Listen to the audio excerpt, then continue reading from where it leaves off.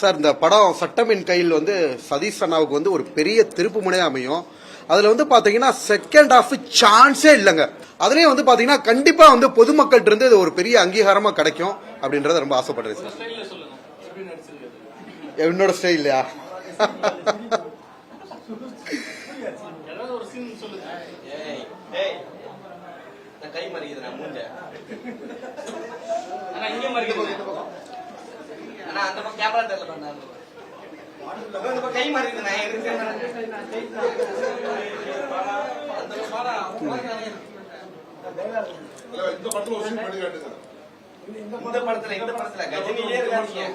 இந்த படத்துல ஒரு சீனா கடைசியில ஆக்சிடென்ட் ஆகி சதீஷ் அண்ணா ரொம்ப அழுவாரு.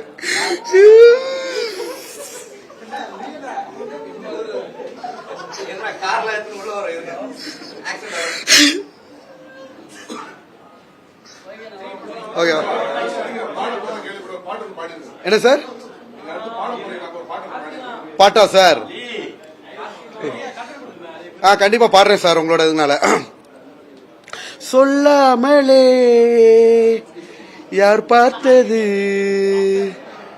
நெஞ்சோடுதான் பூ பூத்தது மழை சுடுகின்றதே அடி இது காதலா தீ குளிர்கின்றதே அடி இது காதலா இந்த மாற்றங்கள் உன்னாலே. ஆமா சார், ஆமா சார்.